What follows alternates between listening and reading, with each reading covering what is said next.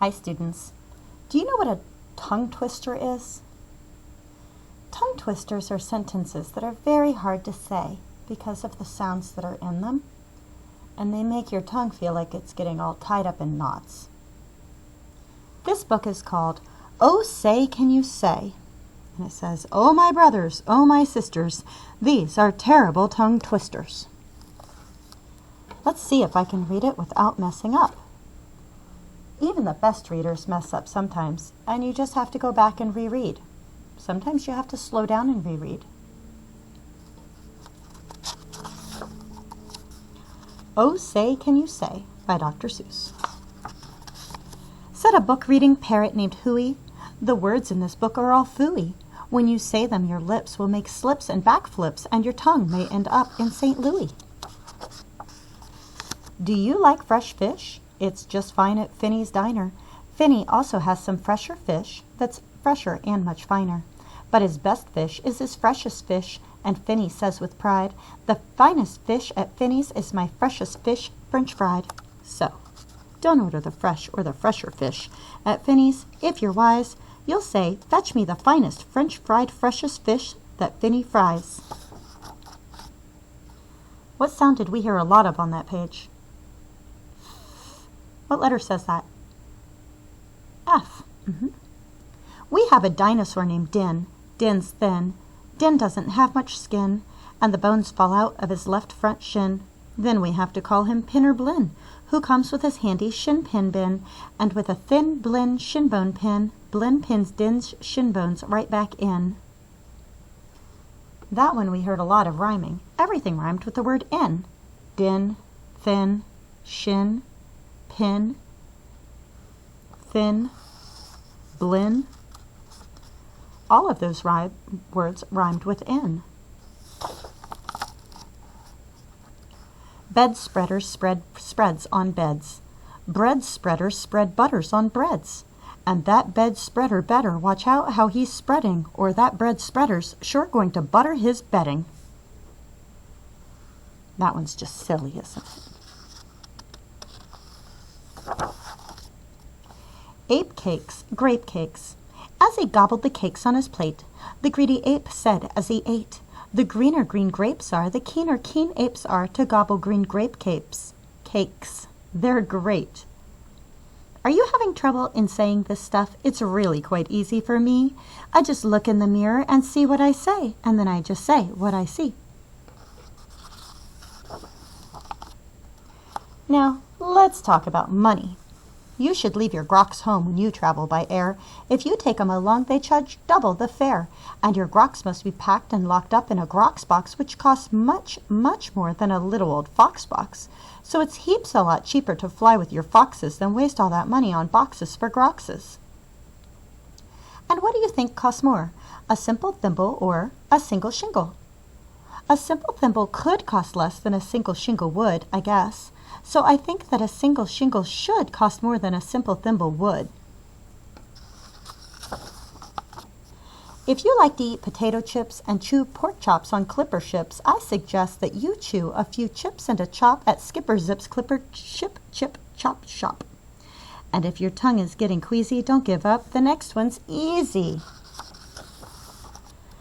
There are so many things that you really should know, and that's why I'm bothering telling you so. You should know the first names of the Fudnuddler brothers, who like to pile each on the heads of the others.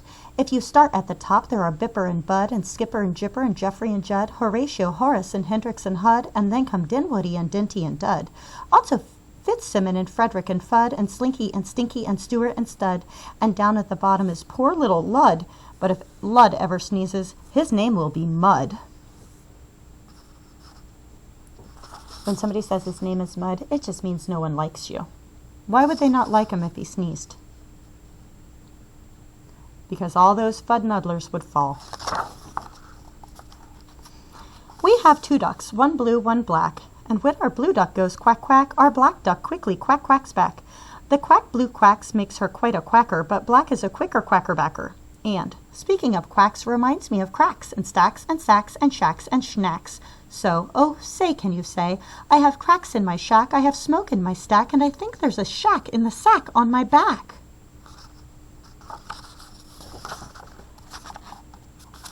Upon an island hard to reach, the east beast sits upon his beach.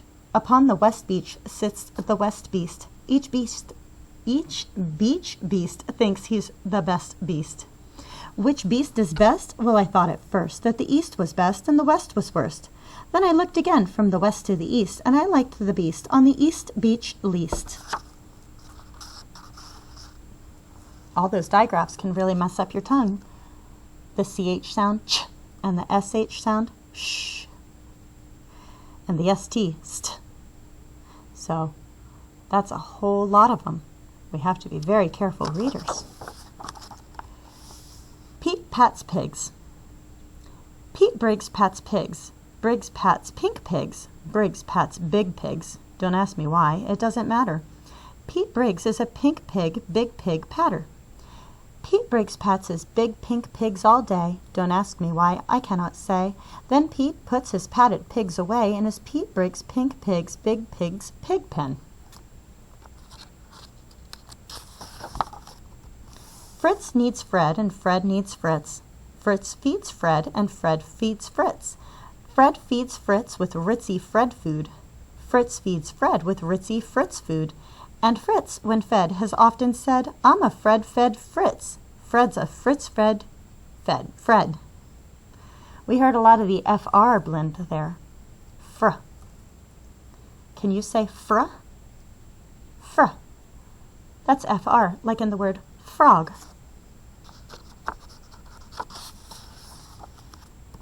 How to tell a klotz from a glotz. Well, the glotz, you will notice, has lots of black spots. The klotz is quite different with lots of black dots. But the big problem is that the spots on a glotz are about the same size as the dots on a klotz. So you first have to spot who the one with the dots is. Then it's easy to tell who the klotz or the glotz is.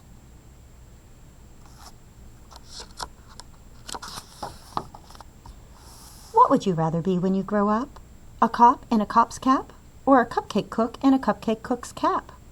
Or a fat flapjack flapper in a flat-flapped jack cap?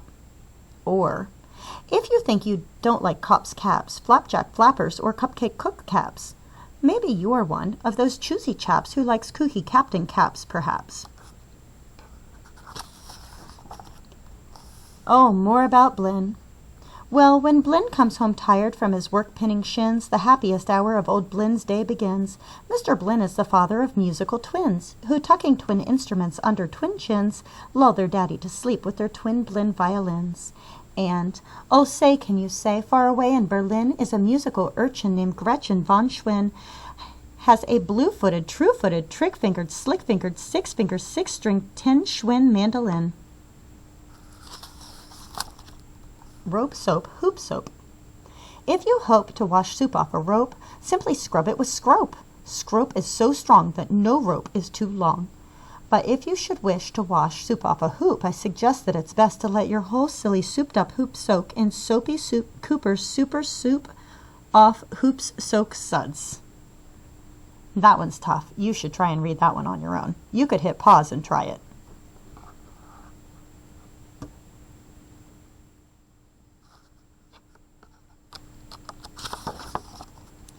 Merry Christmas Mush. One year we had a Christmas bunch with Merry Christmas Mush to munch, but I don't think you'd care for such. We didn't like to munch mush much. And speaking of Christmas, here are some great gifts to give to your daddy. If your daddy's name is Jim, and if Jim swims, and if Jim's slim, the perfect Christmas gift for him is a set of Slim Jim swim fins. But if your daddy's name is Dwight, and he likes to look at birds at night, the gift for Dwight that might be right is a bright Dwight bird flight night sight light. That was a lot of rhymes. They all ended in ite. Dwight, night, might, right, bright, flight, night, sight, light. Dr. Seuss loves his rhymes. But never give your daddy a walrus. A walrus with whiskers is not a good pet, and a walrus which whispers is worse even yet. When a walrus whispers through tough, rough, wet whiskers, your poor daddy's ear will get blispers and bliskers. And that's almost enough of such stuff for one day. One more, and you're finished. Oh, say, can you say? The storm starts when the drops start dropping. When the drops stop dropping, then the storm starts stopping.